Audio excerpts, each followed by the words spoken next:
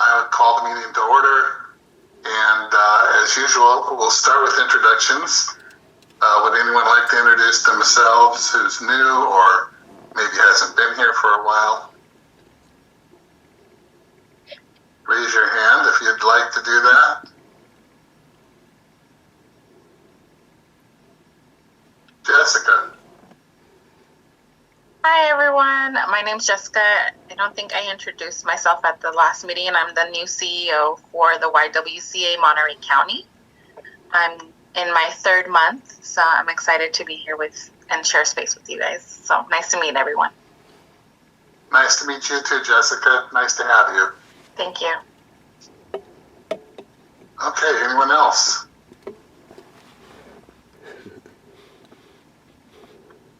All right, then we're going to go to public comment.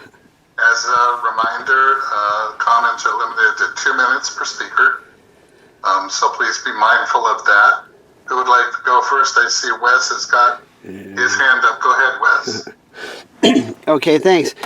Actually, I was going to try and introduce myself as part of a new nonprofit called HUGS, helping you get support with the letter U. And I am, I suppose, the executive director. Rita Acosta is our treasurer, and Chago from Chago Juarez is our secretary. So in the near future, we're probably going to host a 10-year celebration for the Salinas Monterey County Homeless Union and proliferation of California homeless unions and part of the National Union of Homeless, which is under the umbrella and I suppose inspiration of the Poor People's Campaign, a national call for moral revival. So Dr. Liz Steer-Harris will probably be there, the co-chair.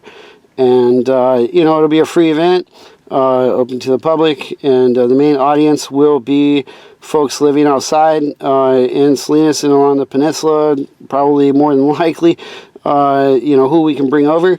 And looking forward to seeing you there. Then probably the weekend of Martin Luther King Jr., so about January 17, which will be a Saturday. All day. Very good. Congratulations, Wes, on that new endeavor.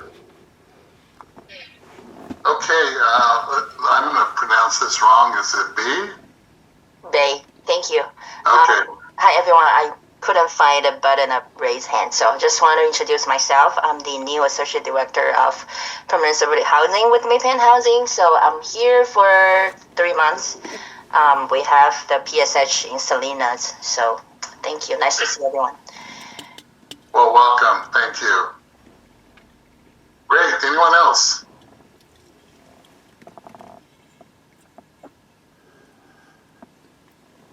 Only 2 this time? Okay, we'll go to my comments. Now, I'm going to do something a little different today. I think we all need a little humor in our lives, so I'm going to tell a joke today for my comments. So hopefully I won't butcher this. So there was a priest, a rabbi, and a regular guy fishing in a lake in a boat.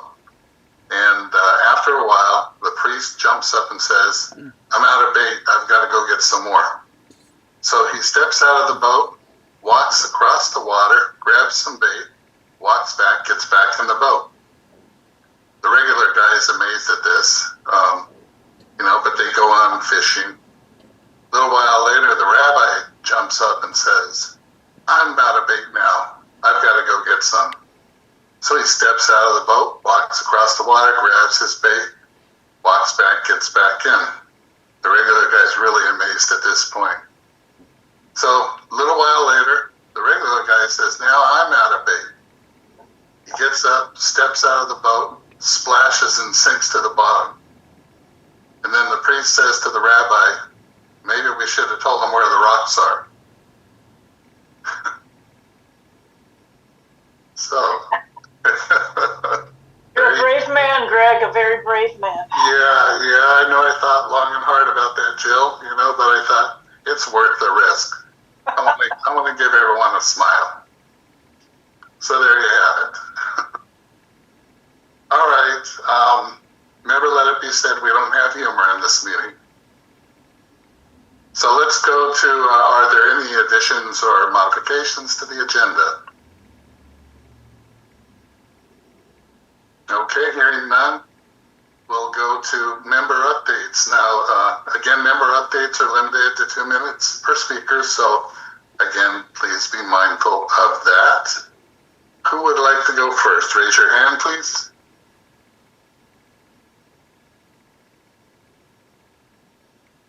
Jill. Good morning, everyone. Don't have a whole lot new to report at Dorothy's place other than our strategic planning committee just finished its work and the board voted the plan into reality last week. So we're excited about that. Had a great group of people come together to help us with the strategic plan. And the September 30th Beyond the Bridge event went very well. It was well attended. We had a fabulous discussion panel after the film, and we feel like it's definitely lit a spark, and we're going to try to keep, fanning the flames and see what we can make out of creating some local solutions to unsheltered homelessness. All of our programs are doing well. The neighborhood still sucks. The reason I was late this morning is because the street was cordoned off by the police. There was a stabbing and a death out here a little while ago this morning, and they are still looking for the suspect. So, grim reality of what we face every day, but very hopeful that things will change and be better soon. Well, we're glad to hear the event went well. Be safe out there. Indeed. Thank you. Thank you. Evangelina. Morning, everyone. Just wanted to update. We've got our Party with the Heart coming up this Tuesday, 4 to 6, I believe, at one of our volunteers and previous Junior League president, I believe, Carly. We're also just ramping up, getting ready for the holidays as it's around the corner. We have our pumpkin paint night coming up for Schumann next week. And we'll probably do it at Casa also. Our programs right now are doing good. Our windows, just last thing, windows at Safe Place Monterey, we're hoping that they'll be getting started on that next week. So hopefully we won't be an eyesore for too long, as well as the window over at Safe Place Salinas. So that's it. Thank you. All right, thank you. All right, now let's go to Jessica. Hi, everyone. Just wanted to share that we actually just started our plans to open our South County shelter. That will be a transitional shelter that we hope to have open for our clients sometime in November. We also have the return of our annual event, our luncheon, which will take place on 10/24. I'll drop the link in the chat. We haven't had this event since 2018, I believe. It's our first event back. We have a great speaker lined up, some great honorees, Donna Smith being one of them. So I hope if you guys can make it. We still have a few seats. Today's the deadline for seat purchases, but we're excited with all the fun things to come for the YWCA. Thank you. Thank you, Jessica. All right, Dr. Donna Smith. Hi, good morning, everybody. I just wanted to say that we are going to be putting on a Community Schools Coalition meeting on November 18th at the Steinbeck Center, which is now 1 Main Street. And we're doing that in conjunction with all the school districts who have received community schools grants. And we are inviting all nonprofit agencies that want to learn more about that and partner with any of our school districts. that are offering services. If you don't know about community schools, you can Google it and look it up, but it's just a really innovative way of running your schools. And anyway, so I will put the flyer in the chat. We have room for about 200, and hopefully some of you can join us. Sounds like a great event. Thank you, Donna. Okay, Vincent. Well, good morning, everybody. I just wanted to announce we will be taking our recommendations for a notice of funding opportunity that we issued for about $8 million toward building permanent supportive housing. Our Housing and Land Use will hear the recommendations on tomorrow, the 21st at 3 p.m. And then we will be taking it to our board, I used to work for the county, our city council on November the 18th. And it's just mostly gap financing, about $8 million. But it's just our contribution to assist in building affordable housing and permanent supportive housing here in the city of Salinas. Very good. Well, we certainly need more of that. Thank you. Okay, let's go to Interfaith Outreach. And you are muted. I just realized it, sorry. I just wanted to say that we did receive grant applications, and we should know who those grants will go to by the first, actually I think we say the end of December. And then also coming up on Sunday, November the 16th at 3 p.m., we have our community celebration of gratitude at the Carmel Mission Basilica, and all are invited to come. So, and that's it. Very good. It's starting to be that time of year. Thank you. All right. Anyone else have comments? Hi, Sophie. Good morning, Sophie here with Interim. I wanted to share some exciting information about two upcoming events. Both of them are at the Omni Resource Center, which is at 339 Pajaro. So on Friday, on Halloween, we're hosting our annual Monster Ball at 1 p.m. All clients are invited. Dress up is optional but encouraged. It's a really fun event with food, dancing, and also on Friday, November 21st, at the same place at 339 Pajaro Street at 1 p.m. We're having Friendsgiving, which is our annual Thanksgiving luncheon for all clients. So please spread the word. Thank you. Sounds like fun. Thank you, Sophie. Kurt. Good morning, everyone. Veterans Transition Center is having the grand opening for Lightfighter Village on Friday, the 7th of November, and we are 100% occupied and have been for the past 4 months. We have a record number of 164 veterans that are currently in our programs, and on Veterans Day, 11/11, we will have a jamboree for veterans and any others to come by VTC in our front parking lot. So all are welcome. It's sponsored by the City of Marina. Thank you. Great. Boy, that's impressive, Kurt. Full occupancy already. That's Thank amazing. you very much, Kurt. Yeah. All right. Anyone else? No? All right, then. Let's go ahead and do the update on the Encampment Resolution Solution Set. So here it is. Katrina and I met with the heads of the working groups and talked about what direction to go from here based on all the good work that's been done so far by the groups. And we knew we had to conduct a review and then figure out how to bring things to the finish line. So we did that and decided to consolidate our effort as a group and to essentially finish the work with that group of leaders working together. So we've had a couple of meetings.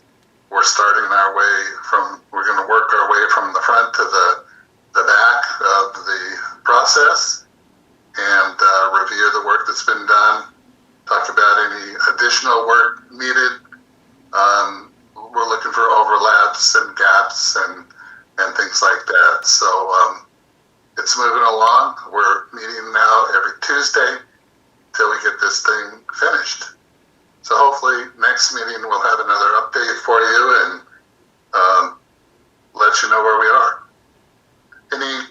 questions or comments on that? Katrina or any of the working group leaders, you want to mention anything? No, I think one thing I'd like to mention is that once launched, tested, and evaluated, we'll bring back to you guys with what our findings look like and how well or how we can improve on things. And we're in hopes that this is something we can present to our leadership council to adopt and implement across our continuum. So I thank all of the organizations and staff that have been participating in the development of doing this. I see a couple of the folks that have been participating in the work groups in here. So I appreciate your guys' hard work and dedication to moving this forward as a coalition. This isn't something that we are getting paid to do outside of our regular jobs, you know, so your participation and willingness to step out the box and join us in a united way to move this forward. Thank you. Very good. All right. And no, okay, Wes, you have your hand up? Yes, thank you. So I suppose part of that encampment resolution set, you know, Pajaro River being an example, I heard there was like 150 people along the river that were routed out, told not to come back, and you know, all their possessions gone. Still criminalized, and I'm not sure if that element is really included or thought about. And then if there were 50 people out of those 150 people that wanted services, what additional protections were provided for them? Or were they just considered, well, they didn't want services, or they didn't attain services, so that's the same difference. And so everybody lost all their possessions, and consider the value of that. Consider, are we trying to criminalize people by making them more desperate to go and steal or steal for others? To catch them and arrest them as being criminals so we can have a self-fulfilling prophecy. Trespassing should not be a crime, just simple trespass. We should be able to legitimize people, especially if they're signed up for services. We know who they are. They should be harmless, not homeless. And allow them somewhere to be, 400 square feet in a structure. I would like to see that included in the encampment resolution set somehow. All right, we'll give that some thought, Wes. Now, we are not the ones who are calling the sweeps and making those sweeps happen. Others are doing that. No, But we do have a position paper. We'll consider your comments for sure. Thank you. And we do have a position paper on sweeps ever since 2020. And when are we going to fulfill that promise? If I could just speak to the belongings, the County of Monterey and Access Support Network have, the County of Monterey purchased storage containers and a storage unit so that we can house their belongings. Everybody was given backpacks, these like really great, you know, solar powered backpacks with that are fully loaded with like tents and charging ports and blankets, regular basic needs supplies, and we were working with them on storing their stuff. So I don't think, and they were part of the cleanup, so they also got stipends to participate in the cleanup as well. Thank you, Katrina. Okay. Any other questions on the solution set before we move on? All righty. So Katrina, we'll turn it over to you for the CHSP updates. Yeah, thank you. So I do want to add one more thing to this. Well, if that's okay, sorry, I didn't ask during the addition modifications portion of it. We would like, I'll have Nicole jump on to talk about the recent letter of intent that went out, and she could go in more depth on what that is and the timelines for that. So just put a little nip in that one for a second. So as reported last month, we have identified the date of our 2026 Unsheltered point in time count. We'll be deploying on January 29th. We're still working out logistics of if we're going to have any deployment centers, and if so, how many and where. The planning committee is moving forward with meeting with outreach teams. They just did their presentation to the outreach committee. They'll be doing a presentation to the Lived Experience Advisory Directive to give them more information and solicit their participation and just general knowledge of what the unsheltered point in time looks like and how they can partner up with the community to help us extract that data. We will be sending out the volunteer sign-up form, so I am hoping that all of your organizations could have representation from your staff or yourself to do the unsheltered point in time count, which we hit the streets at very early hour at breaking dawn to canvass the communities for those unsheltered on the night of January 29th. Morning of January 29th, I'm sorry. So please look out for that. I'm going to continue to push this and I'll start reaching out to organizations once I start seeing that I'm not seeing any representation. For Monterey County, we look for at least 200 folks, and we're shooting for about 80 to 100 in San Benito County if necessary. They have a smaller track than we do. The consultant that we're using is Applied Survey Research, so ASR. They also will start individually meeting with outreach teams to start assigning tracks.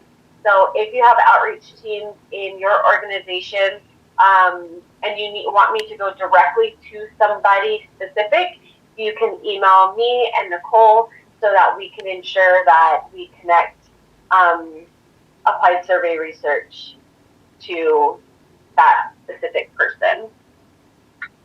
Does anybody have any questions about the unsheltered point in time count? Is this something that you guys are familiar with? Because I think I just said it as if everybody knows. Jill?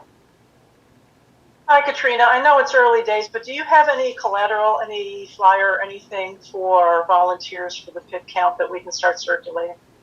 We will start putting that out. I think we met with ASR last week and just finalized the sign-up sheet or survey, and I'm gonna get it in-house so that we can start build the marketing for it. So I'm looking at the next week or so to have it out, and you guys will definitely get it. Fantastic, thank you. No problem. Okay, no other questions I see. So I'll move on to the 2025 HUD NOFO update. It's pretty much the same as last meeting. We do not have any definitive answer if a NOFO will be dropping with the government shutdown at this point. We just don't know. But in-house, I can assure you that our staff has been reviewing current executive orders and legislation changes that may be applied to this upcoming NOFO, if not this year, then next, reviewing our last application and meeting individually or as a group with our HUD COC funded organizations so that we can start preparing them. We are entertaining the idea of getting a consultant in the event it drops, because if it does, we're thinking it's going to be a really quick turnaround. So we have that in our back pocket as a consideration. So just know as we hear information, we'll start putting it out to you all. So keep a lookout for our grant or CHSP info emails, because that's where that information is going to be coming from. And when it comes out, it'll probably be rapid fire. So we're going to do our best to keep everybody apprised in a timely manner. Nicole, do you have anything else on the NOFO? No, unfortunately, that's all for right now. Yeah. Okay, well, the HMIS data standards also, with the government shutdown, it's been quite a fun time. HUD usually releases their data standards requirements prior to October, and we would have enough time to review, analyze, and prepare training for you all, and roll out, and then it usually goes live October 1.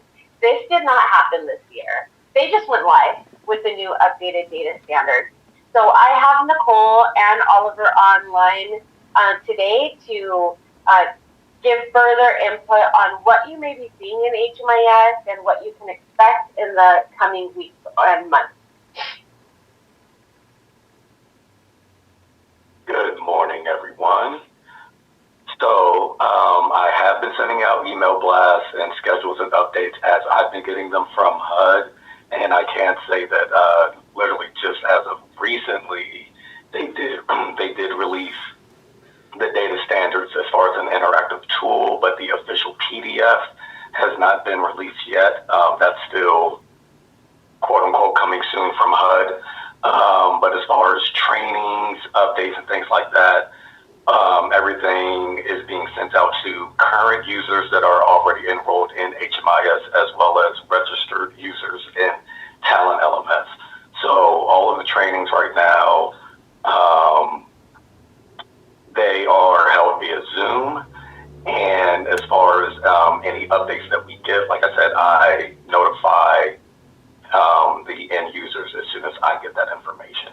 So I would say by next month, we should be able to expect live trainings and everything to be back on schedule for those that are already familiar with the HMIS meetings and trainings. But as far as for this month, everything, we're still kind of just playing by ear until I get official published documents.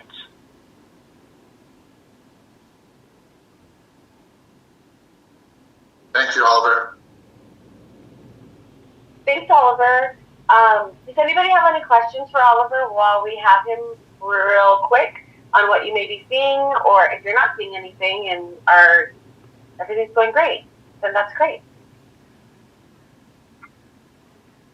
Okay, seeing none. Our new staff. So the coalition is trucking along, everybody. We have a great, tiny but mighty staff of 5.5, and we have just extended a offer to a gentleman named Andrew for a management analyst position, and he will be onboarded and full-time coming November 1st. So we're really excited to have him on board. He'll be taking on some larger projects that are going on, and we can't wait for you guys to meet him. We are currently have open a HMIS coordinator, and really would love any recommendations. If you know anybody, send them our way. We would love to give Oliver some support in his department, as he is a one-man staff to about 240-ish users in everything data. We will be looking to revise our CARS coordinator position and open that up so we can also get some support for Denise in managing our referrals, so that she can concentrate on policy and development of our community as we are updating our assessment tool. We also have our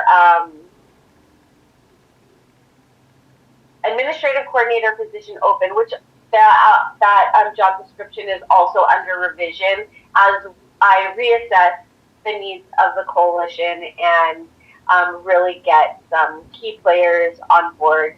So if things aren't getting to you guys in a timely manner, please reach out to me and we will reassess and realign.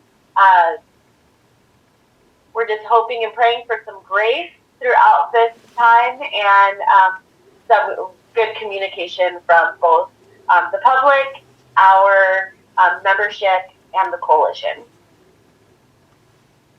And yes, Jill, I would love to get you guys an org chart. It's not updated at this point, so once I update it. And then, Nicole, if you want to talk about our LOI, or the LOI. Yes, so this is also just a reminder, with a partnership with the County of Monterey and the City of Salinas, we are seeking letters of interest from homeless services providers to operate a proposed 23-unit, non-congregate, low-barrier navigation center in the City of Salinas. So this will be part of the ERF grant that they will be submitting to HCD, and that award is expected sometime in the spring of 2026. So it is contingent upon their successful application and approval to HCD, but they are hoping to be able to find someone, to find a provider before the application is due to help really bolster that application, because it does look really good when you have somebody already lined up and you're ready to go, and those typically make the application stronger to HCD. So we sent out an email at the end of September. The LOI, the interest, not form, but the letter of interest is due at the end of this month, October 31st, by the end of the day. Abrina will be sending out another reminder to the network today. That includes the request for the letters of interest, the Monterey and San Benito County shelter standards, which are expected to be implemented for whichever provider is selected, and the budget template, which I know was missing, which was my apologies, but that was missing from the original email. There is a budget template for you all to use. The instructions are pretty straightforward, including, an organizational overview. We want to hear about your program experience and approach, what your capacity and readiness is, the partnerships you expect to be able to bring into the project as well, and then your proposed budget with that budget template. The letter of interest should be no more than 5 pages, and that does not include the proposed budget and an audit that we are hoping to also, that we are expecting to receive as well. And again, you can send that to grants@chsp.org, and those are due by October 31st. So if anybody has any questions, please don't hesitate to reach out to me, and we can get you the letter of interest if you did not receive it that first time around, and make sure if you need that budget template to reach out, and we can send that to you as well.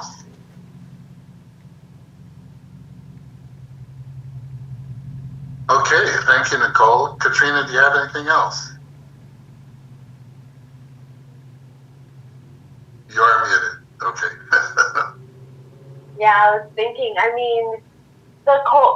nothing really major to report at this time. We're just really assessing everything that's coming down federally and statewide, and how we can strategically plan out our next steps as a coalition and as a continuum of care, making sure that we are supporting or knowing what is happening, and then supporting you all with the shifting changes and priorities with our federal and local governments. So, holiday season's approaching. We're really excited to partner with you all on any events that you may be having going on for our community. So if you were unable to update us here, you could definitely send your flyers or any information, and we can get that out to our community members to attend. And also let us know if these are public events or like community, like networking events, so that we can be sure to send it to the correct folks. Also, our next meeting will be in person. Thank you to the Veterans Transition Center for hosting us. We'll have a small-ish like potluck for a holiday. It's like, you know, a little holiday gathering, and we'll provide any new updates that are coming down the pipeline, and how we can continue to partner throughout the season. It is October. We will be launching in partnership with the County of Monterey the inclement weather seasonal response. We're very careful of using the word program. So we'll be launching that. John is online, so I'll ask you, John, if you can provide some more details on that. But we'll be gathering everybody to do the training and start getting out those vouchers when needed, communication on weather, shelter availabilities will be coming from the coalition. So as staff is reaching out to your organization on updates on your capacity, your contact information for those shelter staff members, please respond to us. This isn't something that we share publicly. This is really for internal use between all shelters and participants of the inclement weather response team, so that we are ensuring we're looking at shelters first before going into the voucher section. So that is our brief overview on that. John, would you like to jump on and provide some additional information? Sure, thank you, Katrina. Good morning, everyone. So we are scheduled to have an in-person training next Monday, the 27th. There was 2 time frames that were available, and I think 90% of the people that we reached out to that participated last year already responded. So I sent a Zoom email. If you have not received it, please contact me directly. But yeah, we're getting all the training material ready. Just remember that we need at least one person from each agency that's going to participate to be physically there, because we'll have the first packet of vouchers. I think their finance is going to continue doing 10 at a time. But just like Katrina said, the idea is to first exhaust all the shelters that are available in the type of bedding. I'm working with the Share Center to put out 10 to 15 cots there specifically for inclement weather. I am going to reach out to Victory Mission that assisted also last year, adding additional cots. If you guys know of any agencies that are willing to expand, please let me know so we can reach out to them and see what we can do. And then even family, we've tried to make an effort with the agencies that are helping to see if there's any family that we can help them be placed with at least for a few nights before the vouchers, because unfortunately they are limited. Last year we did go over the amount that we had allocated, so we had to kind of ask for more just to cover that amount, which, you know, the county was gracious enough to have some from other areas that we were able to compensate with. But we want to help. We want to help. We want to make it work. We want to be available when the need is there. So we're looking forward to the training on Monday. And like Katrina said, we're available for any questions, any help in between. And I was told by someone, I haven't looked into it, that we're not going to have as many rainy days this year. But I do remember that last year we had quite a few exceptions because the temperature was very low. Even without the rain, we were able to get the exemption approved from the director from Social Services, and we were able to accommodate specific days where there wasn't any rain. But more to come with that. Thank you, Katrina. Thanks so much, John. But that's it for me right now. I know this is a short and sweet meeting, and I appreciate everybody. I'll pass it back over to Greg. All right, thanks, Katrina. All right, I just want to thank all you wonderful people, and you're all doing some of the most important work on the planet. You know, it's impressive and inspirational, and you know, good for you. So keep on keeping on. We'll see you next time.